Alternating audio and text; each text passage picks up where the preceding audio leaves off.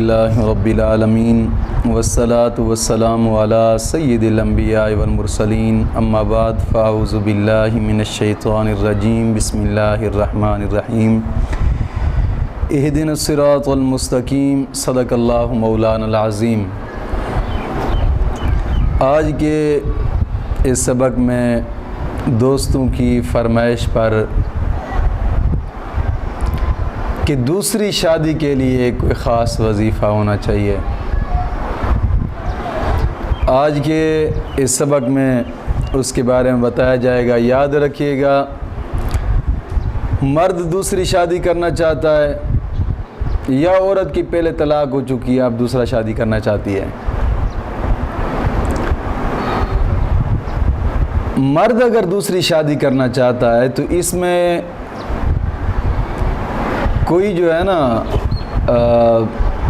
Problem نہیں ہے، کوئی مسئلہ نہیں ہے، کیونکہ مرد کا حق ہے دوسری شادی کرنا۔ اس میں بڑی برکتیں ہوتی ہیں، بڑی رحمتیں ہوتی ہیں۔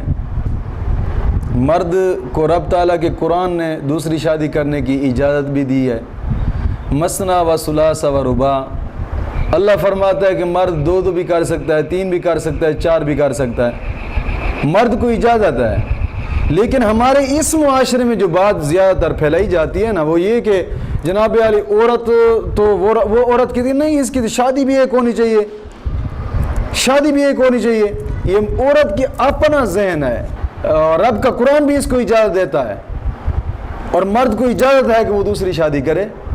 یہ تو عورت کی اپنی غلط فہمی ہے کہ جناب علی یہ دوسری شادی نہ کرے، حالانکہ بزرگوں کا فرمان مبارک ہے، بزرگوں کا۔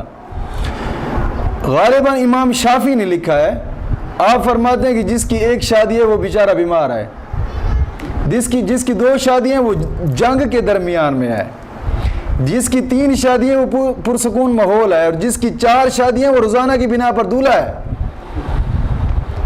تو مرد، یہ ہمارا معاشرہ جتنا بھی ہے نا آج کل، نفس و نفسی کا جو ماحول بنا ہوا ہے، یہ صرف اور صرف اسی وجہ سے ہے کہ جناب علی صرف شادی ایک ہے۔ اگر شادیاں دو تین چار ہو جائیں، پرسکون معاشرہ ہو جائے گا، معاشرہ پرسکون ہو جائے گا۔ تو جب شادی دوسری کرنے کا قرآن اجازت دیتا ہے، حدیث اجازت دیتی ہے، رب کا حکم ہے، نبی کا فرمان ہے، تو پھر کرنی چاہیے۔ اس میں سوچنے والی بات کیا ہے؟ ہر مرد کا ایک ذہن ہونا چاہیے کہ یار دو شادیاں ہونی چاہیے۔ میں خود اس چیز کا ذہن رکھتا ہوں، کہ میں انشاءاللہ العزیز دوسری شادی کروں گا، دوسری شادی انشاءاللہ العزیز کروں گا، لیکن رشتہ اچھا ہو، دیکھ کر کرنا چاہیے۔ میں خود جناب علی کرنے کا ذہن رکھتا ہوں، انشاءاللہ دوسری شادی بھی کروں گا، لیکن اس کی کوئی پرابلم نہیں ہے، وہ کوئی طلاق یافتہ ہو یا ویسے ہو، نہ، دوسری شادی ہونی چاہیے، بھلے طلاق یافتہ بھی ہو۔ میں کروں گا، حضور کی سنت ادا کروں گا انشاءاللہ العزیز۔ آقا کریم صلی اللہ علیہ وسلم نے حضرت خدیجہ کے ساتھ نکاح کیا تھا، ہاں، بچوں والی تھی۔ میں خود حضور کی یہ سنت ادا کروں گا انشاءاللہ العزیز، دوسری اگرچہ طلاق یافتہ آ جائے میں کروں گا، رشتہ صحیح ہونا چاہیے بس۔ تو بہرحال اس کے وظیفے کے بارے میں میں آپ کو بتاتا ہوں کہ اگر کوئی مرد دوسری شادی کرنا چاہتا ہے تو وہ یہ ہے کہ 3 مرتبہ اول آخر درود پاک، یعنی 3 مرتبہ پہلے درود پاک پڑھے، اور پھر سورۃ الضحیٰ 30 مرتبہ پڑھے، پھر 3 مرتبہ درود پاک پڑھے۔ روزانہ کی بنا پر یہ وظیفہ کرے، روزانہ کی بنا پر بلا ناغہ 21 دن تک یہ وظیفہ کرے، انشاءاللہ العزیز دوسرا اچھے سے اچھا رشتہ اسے مل جائے گا۔